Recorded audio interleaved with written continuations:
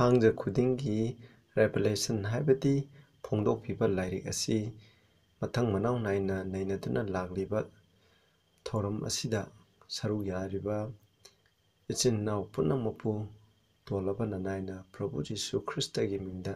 ꯇꯔꯥꯝꯅ ꯑꯣꯛꯆꯔꯤ. ꯉꯁꯤ ꯔꯦꯚꯦꯂꯦꯁꯟ 2ꯒꯤ ꯚꯔꯁ 12ꯗꯒꯤꯅ 17, ꯏꯄꯤꯁꯣꯗꯅ 5, ꯃꯔꯨꯑꯣꯏꯅ letter to the church of Pergamos ꯆꯔꯆꯇ ꯊꯥꯕ ꯆꯤꯊꯤ ꯍꯥꯏꯔꯤꯕ ꯇꯣꯄꯤꯛ ꯑꯁꯤꯒꯤ ꯃꯔꯝꯗ ꯅꯩꯅꯒꯅꯤ. ꯃꯁꯤꯅ ꯑꯍꯨꯝꯁꯨꯕ ꯆꯔꯆꯅꯤ, ꯆꯔꯆꯇ ꯄꯤꯕ ꯋꯥꯄꯥꯎꯅꯤ. ꯑꯍꯥꯟꯕꯗ ꯑꯩꯈꯣꯏ ꯏꯁꯣꯔꯗ ꯄ꯭ꯔꯊꯅꯥ ꯇꯧꯁꯤ, ꯍꯦꯟꯅ ꯚꯥꯞ ꯇꯥꯅꯤꯡꯉꯥꯏꯒꯤꯗꯃꯛ ꯊꯋꯥꯏ ꯑꯁꯦꯡꯕ ꯅꯤꯖꯁꯤ. ꯁꯔꯒꯗ ꯂꯩꯕ ꯌꯥꯝꯅ ꯃꯤꯅꯨꯡꯁꯤ ꯆꯥꯎꯕ ꯏꯉꯝ ꯉꯝꯕ ꯏꯄꯥ ꯏꯁꯣꯔ, ꯅꯥꯄꯨ ꯍꯥꯏꯅꯤꯡꯉꯥꯏ ꯂꯩꯇꯅ ꯊꯥꯒꯠꯆꯔꯤ. ꯉꯁꯤ ꯐꯥꯎꯕ ꯑꯩꯈꯣꯏꯅ ꯍꯤꯡꯂꯤꯕ ꯏꯄꯥ ꯅꯍꯥꯛꯀꯤ ꯊꯧꯖꯥꯟꯗꯒꯤꯅꯤ. ꯏꯄꯥ, ꯅꯍꯥꯛ ꯌꯥꯎꯗꯅ ꯑꯩꯈꯣꯏꯅ ꯃꯤꯀꯨꯞ ꯑꯃ ꯐꯥꯎꯕ ꯍꯤꯡꯕ ꯉꯝꯕꯒꯤ ꯁꯛꯇꯤ ꯂꯩꯇꯦ. ꯅꯍꯥꯛꯅ ꯑꯩꯈꯣꯏꯗ ꯏꯇꯠ ꯇꯠꯇꯅ ꯅꯍꯥꯛꯀꯤ ꯅꯨꯡꯁꯤꯕ ꯂꯣꯏꯅꯕꯤꯕ ꯑꯁꯤꯒꯤꯗꯃꯛ ꯊꯥꯒꯠꯆꯔꯤ. ꯃꯔꯨꯑꯣꯏꯅ ꯑꯔꯣꯏꯕ ꯃꯇꯝꯗ ꯅꯍꯥꯛꯅ ꯔꯦꯚꯦꯂꯦꯁꯟ ꯍꯥꯏꯔꯤꯕ ꯂꯥꯏꯔꯤꯛ ꯑꯁꯤ ꯅꯍꯥꯛꯀꯤ ꯁꯦꯕꯣꯛ ꯖꯣꯟꯒꯤ ꯃꯄꯥꯅ ꯑꯩꯈꯣꯏꯗ ꯐꯪꯍꯟꯕꯤꯕ ꯑꯁꯤꯒꯤꯗꯃꯛ ꯊꯥꯒꯠꯆꯔꯤ. ꯃꯔꯨꯑꯣꯏꯅ ꯅꯍꯥꯛꯅ ꯄꯤꯈꯤꯕ ꯄꯔꯒꯥꯃꯣꯁ ꯆꯔꯆꯇ ꯄꯤꯈꯤꯕ ꯆꯤꯊꯤ, ꯃꯗꯨꯗ ꯄꯤꯈꯤꯕ ꯃꯦꯁꯦꯖ ꯑꯁꯤꯒꯤ ꯃꯔꯝꯗ ꯑꯩꯈꯣꯏꯅ ꯍꯧꯖꯤꯛ ꯔꯦꯚꯦꯂꯦꯁꯟ 2ꯗꯒꯤ ꯅꯩꯅꯖꯒꯗꯧꯔꯤ. ꯄꯥꯞ ꯆꯠꯂꯕ ꯅꯥꯏꯗꯤ ꯌꯥꯝꯅ ꯐꯔꯛꯈꯤꯗ꯭ꯔꯕ ꯄꯥꯄꯤꯅꯤ. ꯏꯄꯥ, ꯅꯍꯥꯛꯅ ꯑꯩꯕꯨ ꯁꯤꯟꯅꯕꯤꯌꯨ, ꯑꯩꯒꯤ ꯁꯤꯟꯅꯕꯤꯌꯨ. ꯏꯁꯥꯒꯤ ꯑꯣꯏꯕ ꯋꯥꯍꯩ ꯉꯥꯡꯍꯟꯕꯤꯒꯅꯨ. ꯅꯍꯥꯛꯀꯤ ꯑꯅꯤꯡꯕ ꯑꯗꯨꯒꯤ ꯃꯇꯨꯡ ꯉꯥꯡꯕꯤꯌꯨ. ꯇꯥꯔꯤꯕ ꯈꯨꯗꯤꯡꯃꯛꯇ ꯅꯍꯥꯛꯅ ꯚꯥꯞ ꯇꯥꯕ ꯄꯨꯔꯛꯄꯤꯌꯨ. ꯃꯁꯤꯒꯤ ꯃꯦꯁꯦꯖ ꯑꯁꯤ ꯑꯩꯈꯣꯏꯅ ꯂꯧꯁꯤꯟꯗꯨꯅ ꯑꯩꯈꯣꯏꯒꯤ ꯄꯨꯟꯁꯤꯗ ꯏꯄꯥ ꯃꯁꯤ ꯑꯦꯄ꯭ꯂꯥꯏ ꯇꯧꯖꯗꯨꯅ ꯂꯩꯖꯕ ꯉꯝꯕ ꯅꯨꯄꯥ ꯅꯨꯄꯤ ꯍꯥꯏꯕꯗꯨ ꯑꯣꯏꯍꯟꯕꯤꯌꯨ. ꯍꯧꯕꯗꯒꯤ ꯂꯣꯏ ꯐꯥꯎꯕ ꯅꯍꯥꯛꯅ ꯆꯦꯟꯕꯤꯌꯨ. ꯄ꯭ꯔꯚꯨ ꯖꯤꯁꯨ ꯈ꯭ꯔꯤꯁꯇꯒꯤ ꯃꯤꯡꯗ ꯈꯨꯔꯨꯝꯖꯔꯤ. ꯑꯥꯃꯦꯟ. ꯑꯩꯈꯣꯏꯅ ꯃꯃꯥꯡꯗꯁꯨ ꯍꯥꯏꯈ꯭ꯔꯦ, ꯍꯥꯏꯔꯤꯕ ꯆꯔꯆ ꯑꯁꯤꯒꯤ ꯃꯦꯁꯦꯖ ꯑꯁꯤ ꯅꯩꯅꯕ ꯃꯇꯝꯗ ꯑꯩꯈꯣꯏꯅ ꯈꯪꯒꯗꯕꯗꯤ ꯃꯁꯤ ꯑꯍꯥꯟꯕꯗ ꯃꯁꯤ ꯖꯣꯟꯒꯤ ꯃꯇꯝꯗ ꯂꯩꯔꯝꯕ ꯑꯦꯁꯤꯌꯥ ꯃꯥꯏꯅꯔꯗ ꯂꯩꯔꯝꯕ ꯑꯩꯈꯣꯏꯒꯨꯝꯕ ꯁꯤꯇꯤ, ꯑꯗꯨꯒꯨꯝꯕ ꯏꯁꯣꯔꯒꯤ ꯆꯔꯆ ꯂꯩꯕ ꯑꯗꯨꯒꯨꯝꯕ ꯃꯐꯝ ꯑꯃꯅꯤ ꯍꯥꯏꯕꯁꯤ ꯃꯁꯤ ꯀꯥꯎꯕꯤꯒꯅꯨ. ꯃꯊꯪꯗ ꯃꯁꯤꯒꯤ ꯆꯔꯆ ꯑꯁꯤꯗ ꯄꯤꯔꯤꯕ ꯃꯦꯁꯦꯖ ꯑꯁꯤ ꯅꯪ ꯑꯩꯉꯣꯟꯗ ꯏꯁꯣꯔꯅ ꯄꯤꯕ ꯃꯦꯁꯦꯖꯅꯤ ꯍꯥꯏꯕꯁꯤ ꯑꯃꯁꯨ ꯀꯥꯎꯕꯤꯒꯅꯨ. ꯍꯥꯏꯔꯤꯕ ꯆꯔꯆ ꯑꯁꯤꯗ ꯄꯤꯈꯤꯕ ꯃꯦꯁꯦꯖ ꯑꯁꯤ ꯍꯤꯁꯇ꯭ꯔꯤꯒꯤ ꯃꯇꯝꯗ, ꯏꯇꯤꯍꯥꯁꯀꯤ ꯃꯇꯝꯗ ꯃꯁꯤ ꯊꯨꯡꯈ꯭ꯔꯦ, ꯃꯁꯤ ꯆꯞ ꯆꯥꯅ ꯊꯨꯡꯈ꯭ꯔꯦ ꯍꯥꯏꯕꯁꯦ ꯑꯩꯈꯣꯏꯅ ꯀꯥꯎꯕꯤꯒꯅꯨ. ꯖꯣꯟꯒꯤ ꯃꯇꯝꯗꯒꯤ ꯍꯧꯔꯒ ꯄ꯭ꯔꯚꯨ ꯖꯤꯁꯨ ꯈ꯭ꯔꯤꯁꯇꯅ ꯑꯔꯣꯏꯕ ꯑꯅꯤꯁꯨꯕ ꯂꯥꯛꯇ꯭ꯔꯤꯉꯩꯒꯤ ꯃꯃꯥꯡꯗ ꯂꯩꯒꯗꯕ ꯆꯔꯆꯁꯤꯡꯒꯤ ꯄꯦꯔꯣꯠ 9 ꯑꯗꯨꯒꯤ ꯃꯔꯝꯗ ꯃꯁꯤ ꯉꯥꯡꯕꯅꯤ. ꯉꯁꯤꯅ ꯑꯍꯨꯝꯁꯨꯕꯅꯤ. ꯃꯁꯤꯒꯤ ꯃꯔꯝꯗ ꯑꯩꯈꯣꯏꯅ ꯌꯦꯡꯃꯤꯟꯅꯁꯤ. ꯍꯥꯏꯔꯤꯕ ꯄꯔꯒꯥꯃꯣꯁ ꯑꯁꯤꯒꯤ ꯆꯔꯆꯀꯤ ꯄꯦꯔꯣꯠꯀꯤ ꯃꯇꯝ ꯑꯁꯤ 313 AD ꯗꯒꯤꯅ 538 AD ꯃꯁꯤꯒꯤ ꯃꯇꯝꯅꯤ. ꯃꯁꯤ ꯍꯣꯔꯦꯟ ꯑꯩꯈꯣꯏꯅ ꯃꯁꯤꯒꯤ ꯃꯇꯝ ꯑꯁꯤ ꯑꯩꯈꯣꯏꯅ ꯌꯦꯡꯃꯤꯟꯅꯁꯤ. ꯅꯈꯣꯏꯅ ꯃꯁꯤꯒꯤ ꯁꯔꯃꯣꯟꯁꯦ ꯑꯍꯥꯟꯕ ꯅꯈꯣꯏꯅ ꯃꯃꯥꯡꯒꯤ ꯁꯔꯃꯣꯟ ꯑꯅꯤꯗꯨ ꯇꯥꯔꯒ ꯃꯊꯪ ꯃꯅꯥꯎ ꯅꯥꯏꯅ ꯌꯦꯡꯂꯒꯗꯤ ꯃꯁꯤꯅ ꯅꯈꯣꯏꯗ ꯀꯥꯟꯅꯕ ꯌꯥꯝꯅ ꯐꯪꯒꯅꯤ. ꯆꯔꯆ ꯑꯁꯤꯒꯤ ꯃꯤꯅꯤꯡ, ꯄꯔꯒꯥꯃꯣꯁ ꯍꯥꯏꯔꯤꯕ ꯑꯁꯤꯒꯤ ꯃꯤꯅꯤꯡꯗꯤ ꯍꯥꯏꯠ ꯑꯣꯔ ꯑꯦꯂꯤꯚꯦꯁꯟ, ꯍꯥꯏꯗꯤ ꯑꯋꯥꯡꯕ ꯅꯠꯇ꯭ꯔꯒ ꯊꯥꯛ ꯋꯥꯡꯅ ꯊꯥꯡꯒꯠꯄ. ꯍꯥꯏꯔꯤꯕ ꯆꯔꯆ ꯑꯁꯤ ꯏꯁꯣꯔꯅ ꯊꯥꯛ ꯋꯥꯡꯅ ꯊꯥꯡꯒꯠꯂꯤ. ꯃꯁꯤꯗ ꯃꯤ ꯌꯥꯝꯅ ꯍꯥꯏꯕ ꯏꯟꯕ ꯃꯤ ꯈꯔ ꯂꯩ. ꯃꯗꯨꯅ ꯃꯔꯝ ꯑꯣꯏꯗꯨꯅ ꯑꯩꯈꯣꯏ ꯆꯪꯁꯤꯜꯂꯁꯦ. Revelation 2ꯒꯤ 12-13. And to the angel of the church in Pergamos write. Pergamos churchkꯤ ꯗꯨꯠ ꯑꯗꯨꯗ These things said he which had the sharp sword with 2 edges. Mamai ꯑꯇꯧꯕ ꯊꯥꯡ ꯃꯌꯥ ꯅꯥꯀꯜ ꯑꯅꯤꯃꯛ ꯄꯥꯟꯕ ꯑꯗꯨꯒꯨꯝꯕ ꯑꯃꯕꯨ ꯄꯥꯏꯔꯤꯕ ꯃꯍꯥꯛꯅ ꯍꯥꯏ. I know thy works, ꯑꯩꯅ ꯅꯪꯒꯤ ꯊꯕꯛ ꯈꯪꯉꯤ. Where thou dwellest, ꯅꯪꯅ ꯀꯗꯥꯏꯗ ꯂꯩ ꯍꯥꯏꯕ ꯈꯪꯉꯤ. Even where Satan's seat is, ꯁꯩꯇꯥꯟꯒꯤ ꯐꯝ, ꯃꯥꯒꯤ ꯁꯤꯡꯍꯥꯁꯟ ꯂꯩꯕ ꯃꯐꯝ ꯑꯗꯨꯗ ꯂꯩ ꯍꯥꯏꯕꯁꯦ ꯑꯩ ꯈꯪꯉꯤ. Thou holdest fast my name, ꯅꯪꯅ ꯑꯩꯒꯤ ꯃꯤꯡ ꯑꯁꯤ ꯆꯦꯠꯅ ꯄꯥꯏꯈ꯭ꯔꯦ. And hast not denied my faith, ꯑꯩꯒꯤ ꯊꯥꯖꯕ ꯑꯁꯤꯕꯨ ꯅꯍꯥꯛꯅ ꯌꯥꯗꯕꯗꯣ ꯇꯧꯈꯤꯗ꯭ꯔꯦ. Even in those days, ꯑꯗꯨꯒꯨꯝꯕ ꯃꯇꯝ ꯑꯗꯨꯗ, wherein Antipas was my faithful martyr who was slain among you. Where Satan dwelleth, Satan ꯂꯩꯔꯤꯕ ꯅꯈꯣꯏꯒꯤ ꯃꯔꯛꯇ ꯊꯋꯥꯏ ꯊꯥꯈꯤꯕ, ꯑꯩꯒꯤꯗꯃꯛ ꯊꯥꯖꯗꯨꯅ ꯊꯋꯥꯏ ꯊꯥꯈꯤꯕ ꯑꯦꯟꯇꯤꯐꯥꯁꯅ ꯂꯩꯕ ꯑꯗꯨꯒꯨꯝꯕ ꯃꯐꯝ ꯑꯗꯨꯅꯤ ꯑꯅ ꯑꯁꯨꯝꯅ ꯍꯥꯏ. हाइरिबा verse 2 असिदगी अखोइना खंगे Christ की position जे करिनो हाइबा मतमदा मसी अखोइना मुन्ना येंगदमने मसीना Christana सिदा तालिबा मासे करी लई हाइबा मतंदा मंगाई थांग मया निमक अथौबा मया नाकल अनिमक पानबा अदुगमा थांग पाइदुना लई हाइबने मसीने अदुना मसीना मागी पोजीशन असिना चर्च असिना थेंगनरिबा मागी थबक थरम खुदिमासे महांना तालिबनी थांग मया अनि पानबा हाइबदी अखोइना हिब्रू 4 गी अखोइना 12 की मतुंग इना सु मसी कइनो ईश्वर की वही हाइबनी बाइबल हाइबनी मागी वही हाइबनी अदुना हाइरिबा चर्च असिना थेंगनरिबा मोरोइबा प्रॉब्लम दी ईश्वर की बाइबल ना हाइबगी मतुंग इना चटपा नत्रगा मीना ताकबगी मतुंग इना चटपगी मदुगुंबा समस्या अदो मसीना थेंगनै हाइबसे अखोइना खंगे अदो अखोइना यंगसे मागी कमेंडेशन जे ईश्वर मखोइदा पीरिबा कमेंडेशन थगत वही जे हाइ अखोइना verse 13 हाइ ईश्वरना मागी थबक खंगे अखोइ मथांग नायनि यंगमिनसी अदुना हाइरिबा चर्च असिना लैरिबसे शैतान के सेट हाइदि शैतान पृथ्वीदा पानबदि नते इस्नाउसा मा मसांगना पांदे अदुबु माना माकी एजेंट अदु सरकार थ्रू मान एम्प्लॉय तौबा गवर्नमेंट नत्रगा मान एम्प्लॉय तौबा चर्च की मपाना महांगना मसिदा पाइरिबनी हाइबसे अखोइना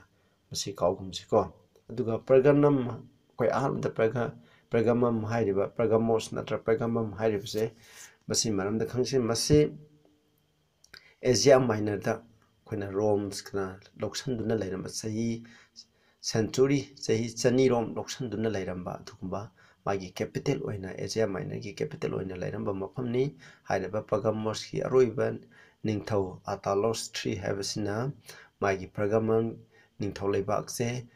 133 BC दा मसे पुनमुक रोम की मखुता महाना सिना थोखी हाइबनी मदुदगिदि मसी यामना एशिया माइनर दा अखोइना यामना मरुइबा सेंटर अमा ओइरखी अदुगा जोन इबा मतमदा हाइरिबा मसीगुंबा मसीगी कोनुंग असे कईदौगे हाइबा मतमदा रिलीजियस की ओइबा धर्म की यामना मरुइबा सेंटर अमा ओइरमी मसीदा क्रिश्चियन अमसुंग अदुगा मतमदुगी मखोइना अखोइना निंगथौ एम्पायर बु खुरंबा हाइबसे मसीदा यामना जुमफम ओइबा अदुगुंबा शहर अमनी हाइबसे अखोइना काउगुमसे हारि मफमसिदनी यामना अखोइना थेंगनरिबसा मागी मीनिंगना लिफ्टेड अप हाइबदी थावाना थंगतपा हाइ नत्रगा एलिवेशन हाइबनी अदो हाइरिबगी मसीगी मतमदे कंस्टेंट से माना 313 AD दा अखोइना खंगे मागी इटिक ऑफ मिलान अखोइना ममांगदा तमखरे अदो होरेन मखाजु यंगकनी हाइरिबा असिदगी महाना मपान थोंदा माजे क्रिश्चियन ओलक्के अदुगा माजे ममिंग थेगेबा क्रिश्चियन नि मचना मागी मतमदे 313 देगिना 538 530 रोमन कैथोलिक चर्च मपुंग फाना लिंखत शेंगोलापनी हाइरिबा मतम असिदा रोम पापेल पावर हाइदि रोमन कैथोलिक चर्चना मागी शक्ति जे सुम वांखलकपा अदुगा रोमगी बिशप हाइदि मखोय असिना इंटियर पुंबजे खोना पृथ्वीगी ईश्वर अमा ओइना पानगदबनी हाइबगी आइडिया से मखोयना लाएबा अदुना हाइरिबा सिथि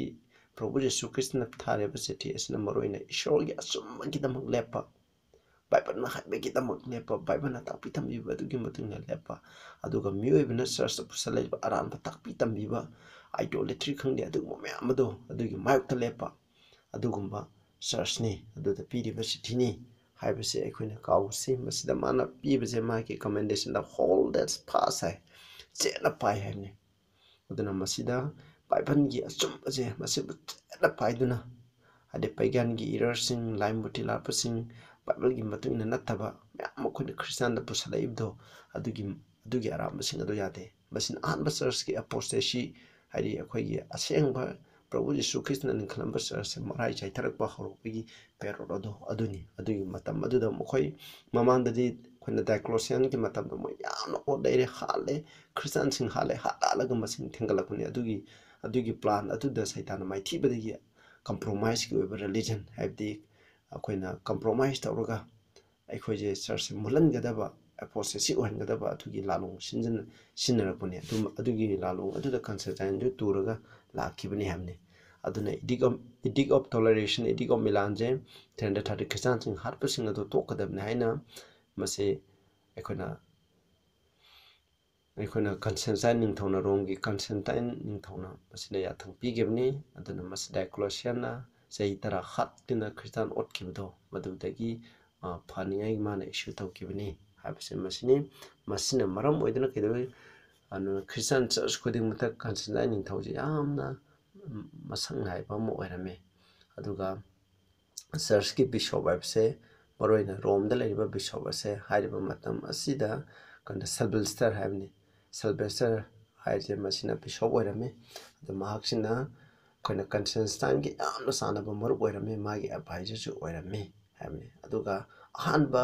ꯄꯣꯞ ꯍꯥꯏꯅ ꯀꯧꯖ ꯍꯥꯏꯕ ꯃꯈꯣꯏꯒꯤ ꯕꯤꯁꯣꯞ ꯑꯗꯨꯗꯤ ꯖꯣꯟ ꯋꯥꯟꯅꯤ ꯃꯥꯅ 523ꯗꯒꯤꯅ 526ꯀꯤ ꯃꯇꯝ ꯑꯗꯨꯗ ꯂꯩꯔꯝꯕꯅꯤ ꯃꯁꯤ ꯂꯩꯔꯦ ꯃꯊꯪꯗ ꯑꯃꯨꯛ ꯁꯩꯇꯥꯟꯒꯤ ꯁꯤꯠ ꯍꯥꯏꯕꯁꯦ ꯁꯩꯇꯥꯟꯒꯤ ꯐꯝꯕꯥꯜ ꯍꯥꯏꯇꯥꯔꯦ ꯐꯝꯕꯥꯜ ꯁꯩꯇꯥꯟꯒꯤ ꯐꯝꯕꯥꯜ ꯍꯥꯏꯕꯁꯤ ꯀꯔꯤꯅꯣ ꯍꯥꯏꯕꯁꯤ ꯌꯦꯡꯁꯦ ꯃꯁꯤ ꯃꯔꯨꯑꯣꯏꯅ ꯁꯩꯇꯥꯟꯅ ꯀꯟꯇ꯭ꯔꯣꯜ ꯇꯧꯔꯤꯕ ꯁꯔꯀꯥꯔꯁꯤꯡ ꯅꯠꯇ꯭ꯔꯒ ꯃꯥꯒꯤ ꯐꯝꯅꯥꯏꯕꯁꯤꯡ ꯑꯗꯨꯕꯨꯅꯤ ꯃꯈꯣꯏꯅ ꯍꯥꯏꯔꯤꯕ ꯃꯐꯝ ꯑꯁꯤꯗ ꯀꯩꯗꯧꯏ ꯍꯥꯏꯕ ꯃꯇꯝꯗ ꯃꯔꯨꯑꯣꯏꯅ ꯐꯝꯅꯥꯏꯕꯁꯤꯡ ꯑꯁꯤꯅ ꯃꯈꯣꯏꯒꯤ ꯑꯅꯤꯡꯕ ꯑꯄꯥꯝꯕꯗꯨꯒꯤ ꯃꯇꯨꯡ ꯏꯟꯅ ꯃꯈꯣꯏꯅ ꯇꯥꯛꯄꯤ ꯇꯝꯕꯤꯔꯛꯄ ꯏꯁꯣꯔꯒꯤ ꯕꯥꯏꯕꯜꯅ ꯇꯥꯛꯄꯤꯕꯒꯤ ꯑꯣꯟꯅ ꯇꯩꯅꯕꯗ ꯑꯗꯨꯕꯨ ꯍꯥꯏꯔꯤꯕ ꯃꯇꯝ ꯑꯁꯤꯗ ꯂꯩꯔꯤꯕ ꯏꯁꯣꯔꯒꯤ ꯍꯥꯏꯕ ꯏꯟꯕ ꯃꯤꯁꯤꯡꯅ ꯃꯗꯨꯕꯨ ꯌꯥꯝꯅ ꯑꯆꯨꯝꯕꯒꯤ ꯗꯤꯐꯦꯟ ꯇꯧꯅꯤꯡꯉꯥꯏꯒꯤꯗꯃꯛ ꯑꯋꯥꯕ ꯃꯥꯌꯣꯛꯅꯈꯤ ꯑꯗꯨꯒ 2 ꯊꯦꯁꯥꯂꯣꯅꯤꯌꯟ 2:3ꯗꯁꯨ ꯍꯥꯏ ꯄꯣꯜꯅ ꯍꯥꯏꯕꯅꯤ ꯄꯣꯜꯒꯤ ꯃꯇꯝꯗꯒꯤ ꯍꯧꯔꯅꯤ ꯅꯈꯣꯏ ꯀꯅꯥꯒꯨꯝꯕ ꯑꯦꯅꯤ ꯎꯄꯥꯏ ꯑꯃꯠꯇꯅ ꯅꯈꯣꯏꯕꯨ ꯅꯝꯊꯥꯛ ꯇꯧꯍꯟꯒꯅꯨ ꯍꯥꯏꯔꯤꯕ ꯅꯨꯃꯤꯠ ꯄ꯭ꯔꯚꯨꯒꯤ ꯅꯨꯃꯤꯠ ꯑꯗꯣ ꯆꯔꯆꯇ ꯂꯩꯈꯥ ꯇꯥꯕ ꯑꯃ ꯍꯥꯟꯅ ꯂꯥꯛꯇ꯭ꯔꯤꯉꯩꯗꯤ ꯄ꯭ꯔꯚꯨꯒꯤ ꯅꯨꯃꯤꯠ ꯂꯥꯛꯑꯣꯏ ꯑꯗꯨꯒ ꯄꯥꯞꯀꯤ ꯃꯤ ꯍꯥꯏꯕꯁꯦ ꯃꯦꯟ ꯑꯣꯐ ꯁꯤꯟ ꯑꯗꯣ ꯎꯠꯀꯅꯤ ꯑꯦꯟꯇꯤ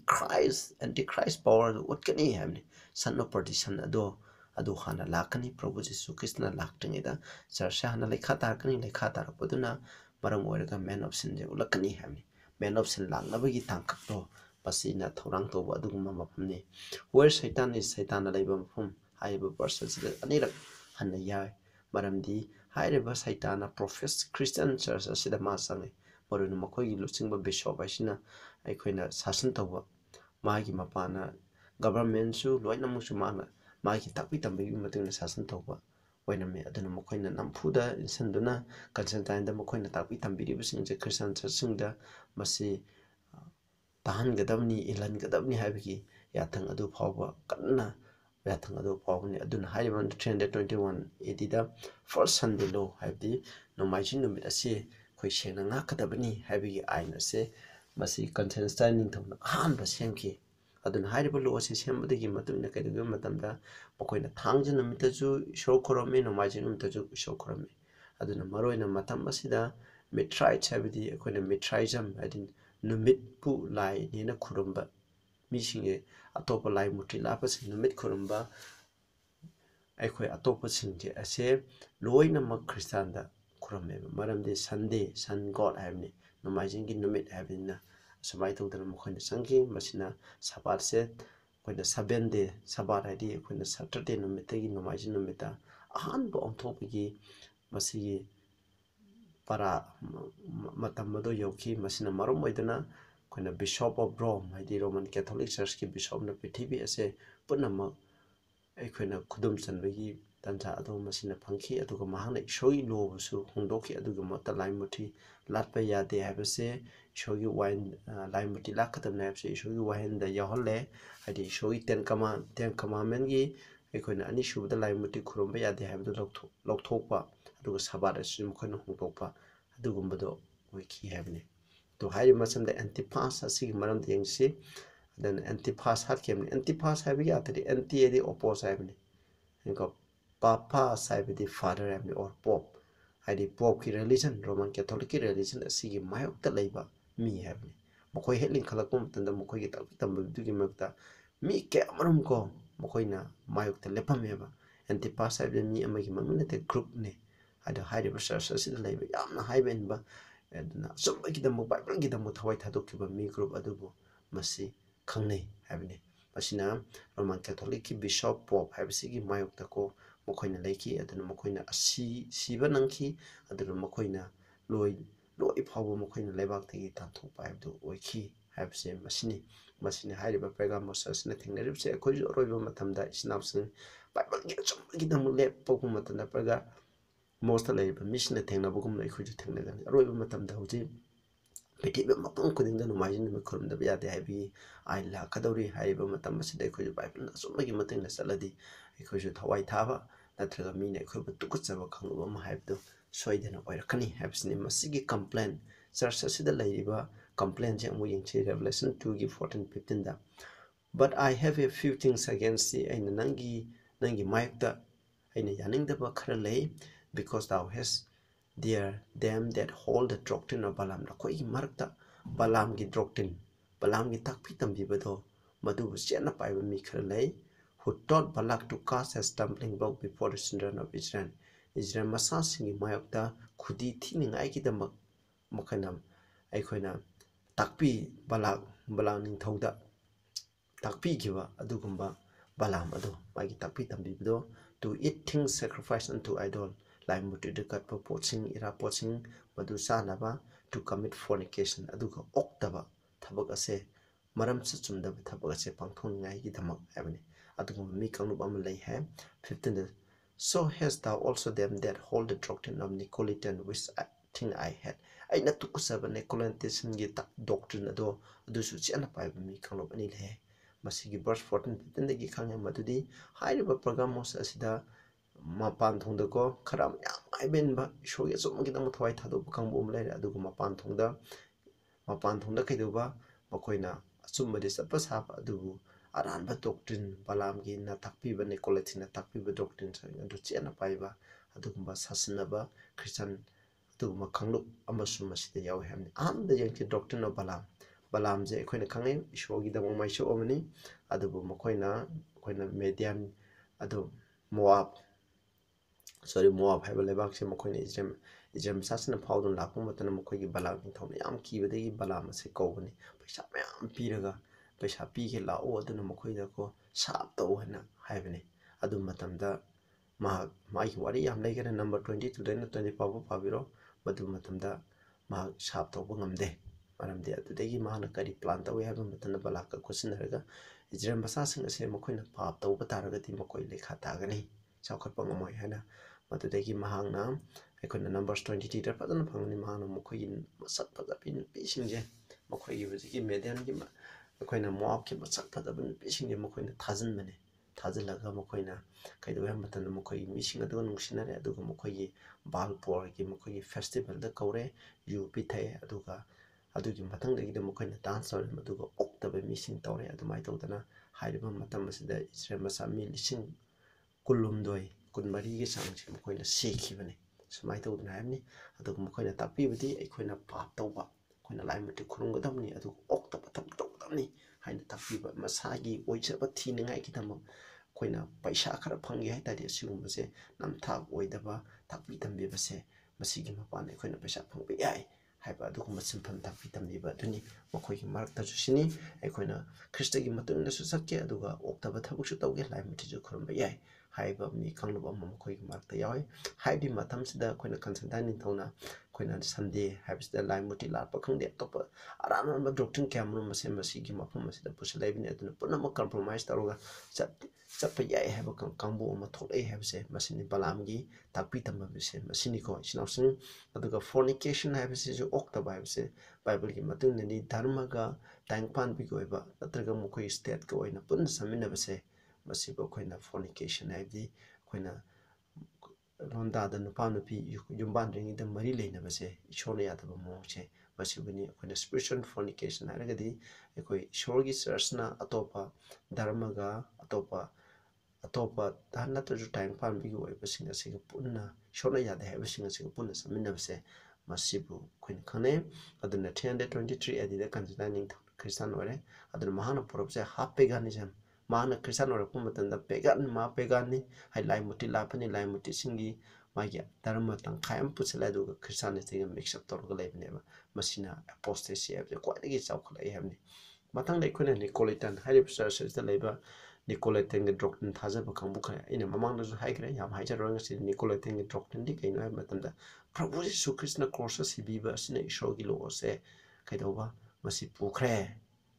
ꯑꯗꯨꯅ ꯑꯩꯈꯣꯏꯅ ꯍꯧꯖꯤꯛ ꯂꯣ ꯉꯥꯛꯄ ꯗꯔꯀꯥꯔ ꯂꯩꯇ꯭ꯔꯦ ꯑꯩꯈꯣꯏꯅ ꯄ꯭ꯔꯚꯨ ꯌꯤꯁꯨ ꯈ꯭ꯔꯤꯁꯇꯉꯣꯟꯗ ꯊꯥꯖꯔꯕ ꯃꯍꯥꯛꯀꯤ ꯊꯧꯖꯥꯟꯗ ꯃꯈꯥ ꯄꯣꯟꯖꯔꯗꯤ ꯑꯩꯈꯣꯏꯅ ꯂꯣ ꯉꯥꯛꯇ꯭ꯔꯁꯨ ꯑꯩꯈꯣꯏꯅ ꯄꯥꯞ ꯇꯧꯔꯒꯁꯨ ꯑꯩꯈꯣꯏꯅ ꯁꯔꯒ ꯆꯠꯄ ꯌꯥꯏ ꯍꯥꯏꯕꯁꯦ ꯃꯁꯤ ꯑꯔꯥꯟꯕ ꯇꯥꯛꯄꯤꯕꯅꯤ ꯍꯧꯖꯤꯛ ꯃꯇꯝꯗ ꯑꯩꯈꯣꯏꯅ ꯍꯧꯖꯤꯛꯁꯨ ꯃꯁꯤ mi kyamarumna hojik takpiribani sinausa masigi doctrine ase loksalaba satpa taragadi ekhoi norokki lambi da soidana chatlagani habsine masigi doctrine asigi maramda fazana ekhoina romans pagadamni galatian adu new testament singa takpirib singse ekhoina fazana paraga ko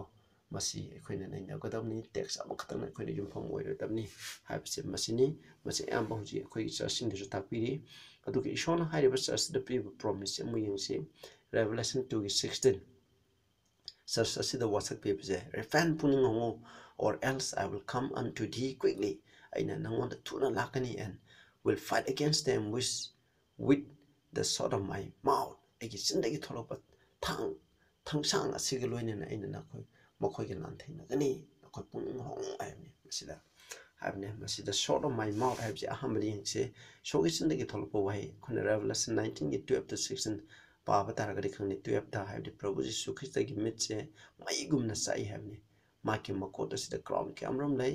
मा अदुगु महाक्ता Ming को मी कनामतना खंगदबा मा मसामक्तना खंगब Ming अमा लै है अदुगा माकसे माकी फीजे ई the लुपी है अदुग माकी ममिंग के word of God को इशोगु वही कोई हाबने अदुगा माकी आर्मी जे माकी मतुंगना सरगे की आर्मी सिना माकी मतुंगने लै माना अंगौ सगोनम द थवे अदुगा linen gi free ade angoba yamna clean oibdo mana semen maki masindagi yamna thauba thang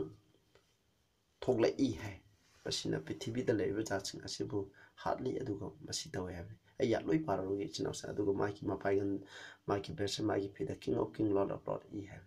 masidi ekhoina khang madudi masida sort of five je ai gi sindagi tholopo wai have se gari bu khangne hamtane ishor gi wai have aduna hairiba church asida nakoi puning hongo natragadi mokhoising adu aigi wahi galna thengnagani haibane mase haidi bible na yaba adu bible na yabagi matungna chaladi bor phangani bible na yadabi matung chalagadi bor phangoi haibase masini aduga khoina aroi dang musang chalase he that had an ear let him hear what the spirit said unto the churches the show thawaina hairiba se nakhoina tau to him that overcome kudum sanbangam the will I keep to eat of the hidden manna adun arotpa manna do aina ma saba phangna pigini kudum saliba mahak aduna hairiba sasajida kaidoba ishogi wahi inba in the bible ni ishogi wahi sing iliba aduga time pang lai muti sing thadoliba aranba takpi tambi myam sarsa pusalaiba aduga balangi doctrine nicolitan sing हाइरे खोने प्रभु यीशु Christ को थाजर गति लोमाक थजु जारे प्रभु यीशु Christ थाजर मे काना grace की मपाना खोइ कनबिरबनी खोइ नोछि पाप तो सुखै सुखाइदे खोइना पाप तो न सरग सकनि खाना हैने ताकपिरिबा सि मपाब मयाम ताकपि तंबिरिबा मयाम असु खुदुम चनबा तारबदे कैना न खोइदा लोतुना लेरिबा मना तो पिजबिगिनी will give him a white stone mongonda ngauba nung ama pigini hamne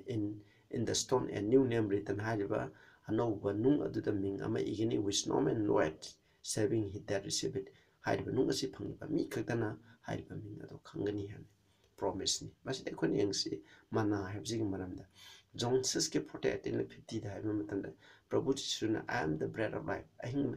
aduna ahing bagi tanadu aini akhoi napana pusina lamhangda manasai mukhoichi adubu aina na khoi pi kadra aidi sagadagi kumdarapong tan aduni kana guma mina masi saragadi siroi hebni masi da madoina hidden mana hebdi manasna represent toje hidden manasna represent toje parne ishor gi wahai adi akhoi spiritual food Prabhu Jesu Christa hadi Prabhu Jesu Christa gi waising Prabhu Jesu Christa bulokchanba adu itaragadi kedoba akhoi lombana idaba punsi हाइरिबा मनासे सारागा लोंबा नाइदा पुनसिदो हिंगनगदबा अदुगुमा सिंदाक तो पिगिने हमने अदुना अखोइसु Bible जे सारागा Bible फारागा Bible नाइबेगी मतिन सलदी खो लोंबा नाइदा पुनसिदो फंगनी हाबिसने अदुगा अंगुबा stone असिगी मरम दे हिंसे अंगुबा stone हाबिसि इशोना अखोइबु याबी मागी हाइबन बे missing असिबु याबी हाबिगी वासक पिबा अदुने थाइना ममांगी मतमदा बिचार party अमदा अखोइना अंगुबा नुंग अदुगा amuba nung ani sepi aduna kanagumba joy toriba mahana maki rai aduna asumba rai aduna rai phaba rai adugi adu tariba nupa aduda angobudo pigini aduga mokhoina rai adu gi aranba rai tariba adudana amubudo pigini habse sumna sumaina tawe aduna angobu pairiba नुपादो यामना मराइबा फगे हाबदो असुमाइ तौना हुजिजो अखोइना investigative जजबे अखोइ वाहनबगी थाबक तौरी मसे लोइबा मतमदा इशोरना पाप कोपिखरबा मिपुम खुदम अददा अंगौबा नुंग अदो पीगनी हाइरिबा सिदा अखोइना पाप कोपिखरबा अहिंबगी बुक ऑफ लाइफ द मिंग इसनगिबा मिसिंग अदुना अंगौबगी नुंग असे अखोइना लेगनी हाइरिबा मिंग मसिदा इसनखरबा मिंग अदुदी अदुना मसिदा ꯏꯁꯣꯔꯒꯤ ꯔꯦꯀꯣꯔꯗ ꯕꯨꯛꯇ ꯍꯥꯏꯗꯤ ꯕꯨꯛ ꯑꯣꯐ ꯂꯥꯏꯐꯇ ꯌꯥꯎꯈ꯭ꯔꯕ ꯃꯤꯁꯤꯡ ꯑꯗꯨꯅ ꯍꯥꯏꯔꯤꯕ ꯅꯨꯡ ꯑꯁꯤꯗ ꯃꯥꯒꯤ ꯃꯤꯡ ꯑꯗꯨ ꯏꯒꯅꯤ ꯑꯩꯈꯣꯏꯒꯤ ꯂꯝꯆꯠꯀꯤ ꯃꯇꯨꯡ ꯏꯟꯅ ꯃꯤꯡ ꯑꯗꯨ ꯏꯒꯅꯤ ꯍꯥꯏꯕꯁꯤꯅꯤ ꯃꯁꯤꯅ ꯍꯥꯏꯔꯤꯕ ꯃꯤꯁꯤꯡ ꯑꯗꯨ ꯃꯈꯣꯏꯅ ꯆꯔꯆꯀꯤ ꯄꯔꯁꯤꯀ꯭ꯌꯨꯁꯟ ꯌꯥꯝ ꯊꯦꯡꯅꯕ ꯇꯥꯔꯒꯁꯨ ꯄꯦꯒꯥꯅꯤꯖꯝꯒꯤ ꯔꯣꯝꯗ ꯌꯨꯝꯐꯝ ꯑꯣꯏꯕ ꯃꯈꯣꯏꯒꯤ ꯑꯔꯥꯟꯕ ꯇꯥꯛꯄꯤ ꯇꯝꯕꯤꯕ ꯑꯗꯨꯒꯤꯗꯃꯛ ꯑꯣꯠ ꯂꯩꯕ ꯃꯈꯣꯏꯕꯨ ꯆꯔꯆꯇꯒꯤ ꯇꯥꯟꯊꯣꯛꯄ ꯑꯁꯤꯅꯆꯤꯡꯕ ꯃꯌꯥꯝ ꯑꯃ ꯊꯤꯡꯖꯤꯟ ꯇꯥꯔꯒꯁꯨ ꯅꯈꯣꯏꯅ ꯍꯥꯏꯕ ꯏꯟ ꯇꯥꯔꯒꯗꯤ ꯑꯩꯒꯤꯗꯃꯛ ꯅꯈꯣꯏꯅ ꯊꯋꯥꯏ ꯐꯥꯎꯕ ꯊꯥꯕ ꯇꯥꯔꯒꯗꯤ ꯅꯈꯣꯏꯅ ꯂꯃꯥꯡꯗ ꯑꯩꯒꯤꯗꯃꯛ ꯅꯈꯣꯏꯅ ꯑꯋꯥ ꯀꯌꯥ ꯅꯨꯡꯉꯥꯏꯔꯝꯒꯗꯕ ꯇꯥꯔꯒꯗꯤ ꯑꯩꯅ ꯅꯈꯣꯏꯗ ꯑꯔꯣꯏꯕ ꯃꯇꯝꯗ ꯅꯈꯣꯏꯗꯀꯣ ꯑꯩꯒꯤ ꯕꯨꯛ ꯑꯣꯐ ꯂꯥꯏꯐꯇ ꯅꯈꯣꯏꯒꯤ ꯃꯤꯡ ꯏꯁꯟꯈꯤꯕꯅꯤ ꯑꯗꯨꯅ ꯅꯈꯣꯏꯒꯤ ꯃꯤꯡ ꯑꯗꯨ ꯑꯉꯧꯕ ꯅꯨꯡꯗ ꯏꯁꯟꯕꯤꯒꯅꯤ ꯍꯥꯏꯕꯁꯤ ꯏꯁꯣꯔꯅ ꯑꯩꯈꯣꯏ ꯄꯤꯕ ꯃꯁꯛ ꯄꯤꯕꯅꯤ ꯑꯗꯨꯅ ꯏꯆꯤꯟꯅꯥꯎꯁ ꯑꯁꯤꯃꯛ ꯄꯦꯒꯥꯃꯣꯁꯇ ꯆꯔꯆꯇ ꯄꯤꯔꯤꯕ ꯋꯥꯄꯥꯎ ꯑꯁꯤ ꯑꯩꯈꯣꯏꯒꯤꯅꯤ ꯑꯩꯈꯣꯏꯁꯨ ꯍꯥꯏꯕ ꯏꯟꯗꯕ ꯃꯤ ꯀꯥꯡꯂꯨꯞ ꯑꯃ ꯂꯩꯕꯒꯨꯝꯅ ꯕꯥꯂꯥꯝꯒꯤ ꯑꯔꯥꯟꯕ ꯇꯥꯛꯄꯤ ꯇꯝꯕꯤꯕ ꯑꯩꯈꯣꯏ ꯄꯥꯞ ꯇꯧꯔꯒꯁꯨ ꯁꯔꯒ ꯆꯠꯄ ꯌꯥꯏ ꯍꯥꯏꯕ ꯑꯁꯤꯒꯨꯝꯕ ꯃꯌꯥꯝ ꯑꯁꯤ ꯑꯩꯈꯣꯏꯅ ꯊꯥꯗꯣꯛꯄ ꯇꯥꯏ ꯑꯗꯨꯒ ꯑꯗꯨꯒꯤ ꯃꯍꯨꯠꯇ ꯏꯁꯣꯔꯒꯤ ꯑꯆꯨꯝꯕꯒꯤꯗꯃꯛ ꯕꯥꯏꯕꯜꯒꯤꯗꯃꯛ ꯊꯋꯥꯏ ꯐꯥꯎꯕ ꯊꯥꯗꯣꯛꯄ ꯑꯩꯈꯣꯏꯅ ꯃꯥꯇꯤꯌꯔ ꯑꯣꯏꯕ ꯐꯥꯎꯕꯗꯣ ꯑꯗꯨꯅ ꯏꯁꯣꯔꯅ ꯍꯥꯏꯕꯗꯨ ꯆꯦꯠꯅ ꯄꯥꯏꯕ ꯃꯤꯅ ꯇꯥꯛꯄꯤ ꯇꯝꯕꯤꯕꯒꯤ ꯃꯇꯨꯡꯏꯟꯅ ꯆꯔꯆꯀꯤ ꯄꯥꯁꯇꯔꯅ ꯂꯨꯆꯤꯡꯕꯁꯤꯡꯅ ꯇꯥꯛꯄꯤ ꯇꯝꯕꯤꯕꯒꯤ ꯃꯇꯨꯡꯏꯟꯅ ꯆꯠꯇꯕ ꯕꯥꯏꯕꯜꯅ ꯍꯥꯏꯕ ꯑꯗꯨ ꯈꯛꯇꯪꯒꯤ ꯃꯇꯨꯡꯏꯟꯅ ꯆꯠꯄ ꯃꯤ ꯑꯃ ꯑꯣꯏꯁꯤ ꯍꯥꯏꯕꯅꯤ ꯑꯗꯨ ꯑꯣꯏꯇꯥꯔꯗꯤ ꯏꯁꯣꯔꯅ ꯑꯩꯈꯣꯏꯗ ꯋꯥꯁꯛ ꯄꯤꯈꯤꯕ ꯈꯨꯗꯤꯡꯃꯛ ꯑꯁꯦ ꯄꯔꯒꯥꯃꯣꯁ ꯆꯔꯆꯇ ꯋꯥꯁꯛ ꯄꯤꯈꯤꯕ ꯈꯨꯗꯤꯡꯃꯛ ꯑꯁꯦ ꯅꯪ ꯑꯩꯒꯤ ꯄꯨꯟꯁꯤꯗꯁꯨ ꯊꯨꯡꯒꯅꯤ ꯑꯔꯣꯏꯕ ꯃꯇꯝꯗ ꯑꯩꯈꯣꯏ ꯕꯥꯏꯕꯜꯅ ꯍꯥꯏꯕ ꯏꯟꯒꯗ꯭ꯔꯥ ꯑꯗꯨꯒ ꯑꯩꯈꯣꯏꯅ ꯑꯩꯈꯣꯏꯅ ꯑꯔꯥꯟꯕ ꯆꯔꯆꯁꯤꯡ ꯑꯁꯤꯅ ꯍꯥꯏꯕ ꯏꯟꯒꯗ꯭ꯔꯥ ꯃꯤꯒꯤ ꯇꯥꯛꯄꯤꯕꯒꯤ ꯃꯇꯨꯡꯏꯟꯅ ꯆꯠꯀꯗ꯭ꯔꯥ ꯕꯥꯏꯕꯜꯅ ꯍꯥꯏꯕꯒꯤ ꯃꯇꯨꯡꯏꯟꯅ ꯆꯠꯀꯗ꯭ꯔꯥ ꯍꯥꯏꯕꯁꯤ ꯑꯔꯣꯏꯕ ꯃꯇꯝꯒꯤ ꯏꯁꯨꯅꯤ ꯏꯆꯤꯟꯅꯥꯎꯁꯤꯡ ꯑꯩꯈꯣꯏꯅ ꯍꯧꯖꯤꯛꯇꯒꯤ ꯍꯧꯅ ꯕꯥꯏꯕꯜꯅ ꯍꯥꯏꯕꯒꯤ ꯃꯇꯨꯡꯏꯟꯅ ꯇꯥꯛꯄꯤꯕꯗꯨꯒꯤ ꯃꯇꯨꯡꯏꯟꯅ ꯆꯞ ꯌꯨꯡꯅ ꯂꯦꯞꯇꯨꯅ ꯑꯩꯈꯣꯏ ꯆꯠꯃꯤꯟꯅꯁꯤ ꯍꯥꯏꯕꯁꯤ ꯑꯩꯅ ꯃꯌꯥꯝꯗ ꯍꯥꯏꯖꯔꯤ ꯇꯥꯕꯤꯔꯤꯕ ꯃꯌꯥꯝꯗ ꯏꯁꯣꯔꯅ ꯕꯣꯔ ꯄꯤꯕ ꯑꯣꯏꯁꯅꯨ ꯍꯥꯏꯔꯤꯕ ꯁꯃꯣꯟ ꯑꯁꯤꯅ ꯇꯥꯕꯤꯔꯤꯕ ꯅꯈꯣꯏꯕꯨ ꯕꯣꯔ ꯄꯤꯕ ꯑꯣꯏꯔꯒꯗꯤ ꯃꯁꯤ ꯅꯈꯣꯏꯒꯤ ꯑꯇꯣꯞꯄ ꯑꯩꯈꯣꯏꯒꯤ ꯃꯔꯨꯞ ꯃꯄꯥꯡꯁꯤꯡꯗꯁꯨ ꯁꯟꯗꯣꯛꯄꯤꯌꯨ ꯑꯗꯨꯒ ꯑꯩꯒꯤ ꯌꯨꯇꯨꯕ ꯑꯁꯤꯕꯨꯁꯨ ꯅꯈꯣꯏꯅ ꯁꯕꯁꯀ꯭ꯔꯥꯏꯕ ꯇꯧꯗꯕ ꯇꯥꯔꯒꯗꯤ ꯁꯕꯁꯀ꯭ꯔꯥꯏꯕ ꯇꯧꯕꯤꯌꯨ ꯑꯅꯧ ꯑꯅꯧꯕ ꯑꯩꯈꯣꯏꯅ ꯃꯇꯝꯒ ꯆꯥꯟꯅꯕ ꯏꯁꯣꯔꯒꯤ ꯑꯐꯕ ꯄꯥꯎꯁꯤꯡ ꯄꯨꯖꯔꯛꯀꯦ ꯏꯆꯤꯟꯅꯥꯎꯁꯤꯡ ꯇꯥꯕꯤꯔꯤꯕ ꯈꯨꯗꯤꯡꯃꯛꯇ ꯏꯁꯣꯔꯅ ꯕꯣꯔ ꯄꯤꯕ ꯑꯣꯏꯁꯅꯨ ꯄ꯭ꯔꯊꯅꯥ ꯇꯧꯃꯤꯟꯅꯁꯤ ꯁ꯭ꯔꯒꯗ ꯂꯩꯕ ꯏꯄꯥ ꯌꯥꯝ ꯊꯥꯒꯠꯆꯔꯦ ꯉꯁꯤ ꯑꯩꯈꯣꯏꯅ ꯅꯍꯥꯛꯀꯤ ꯄꯔꯒꯥꯃꯣꯁ ꯆꯔꯆꯇ ꯊꯥꯈꯤꯕ ꯆꯤꯊꯤ ꯃꯦꯁꯦꯖ ꯑꯁꯤꯒꯤ ꯃꯔꯝꯗ ꯑꯩꯈꯣꯏꯅ ꯇꯝꯈ꯭ꯔꯦ ꯏꯄꯥ ꯅꯍꯥꯛꯀꯤꯗꯃꯛ ꯊꯋꯥꯏ ꯄꯦꯒꯥꯃꯣꯁ ꯆꯔꯆꯇ ꯊꯋꯥꯏ ꯐꯥꯎꯕ ꯅꯍꯥꯛꯀꯤ ꯑꯆꯨꯝꯕꯒꯤꯗꯃꯛ ꯕꯥꯏꯕꯜꯒꯤꯗꯃꯛ ꯊꯋꯥꯏ ꯐꯥꯎꯕ ꯊꯥꯗꯣꯛꯈꯤꯕ ꯃꯤ ꯀꯌꯥ ꯑꯃꯔꯣꯝ ꯂꯩ ꯃꯗꯨꯒꯤꯗꯃꯛ ꯊꯥꯒꯠꯆꯔꯤ ꯏꯄꯥ ꯑꯗꯨꯒꯨꯝꯕ ꯃꯤꯁꯤꯡ ꯑꯗꯨꯒꯤ ꯃꯅꯨꯡꯗ ꯑꯩꯈꯣꯏꯁꯨ ꯌꯥꯎꯕ ꯉꯝꯕ ꯑꯔꯣꯏꯕ ꯃꯇꯝꯗ ꯍꯤꯡꯂꯤꯕ ꯑꯩꯈꯣꯏꯅ ꯅꯍꯥꯛꯀꯤ ꯕꯥꯏꯕꯜꯒꯤ ꯑꯆꯨꯝꯕꯒꯤꯗꯃꯛ ꯕꯥꯏꯕꯜꯅ ꯇꯥꯛꯄꯤꯕ ꯑꯗꯨꯒꯤ ꯃꯇꯨꯡꯏꯟꯅ ꯆꯠꯄ ꯑꯗꯨꯒ ꯆꯔꯆꯀꯤ ꯄꯥꯁꯇꯔꯅ ꯂꯨꯆꯤꯡꯕꯁꯤꯡꯅ ꯑꯔꯥꯟꯕ ꯃꯤꯅ ꯇꯥꯛꯄꯤ ꯇꯝꯕꯤꯕ ꯑꯗꯨꯒꯤ ꯃꯇꯨꯡꯏꯟꯅ ꯆꯠꯇꯕ ꯅꯨꯄꯥ ꯅꯨꯄꯤ ꯍꯥꯏꯕꯗꯨ ꯑꯣꯏꯍꯟꯕꯤꯌꯨ ꯑꯩꯈꯣꯏꯁꯨ ꯃꯇꯝ ꯈꯨꯗꯤꯡꯗ ꯄ꯭ꯔꯚꯨꯅ ꯂꯥꯛꯇ꯭ꯔꯤ ꯐꯥꯎꯕ ꯅꯍꯥꯛꯀꯤ ꯑꯆꯨꯝꯕꯁꯦ ꯆꯦꯠꯅ ꯄꯥꯏꯗꯨꯅ ꯂꯦꯞꯄ ꯉꯝꯍꯟꯕꯤꯌꯨ ꯄ꯭ꯔꯚꯨ ꯖꯤꯁꯨ ꯈ꯭ꯔꯤꯁꯇꯒꯤ ꯃꯤꯡꯗ ꯈꯨꯔꯨꯝꯖꯔꯤ ꯑꯃꯦꯟ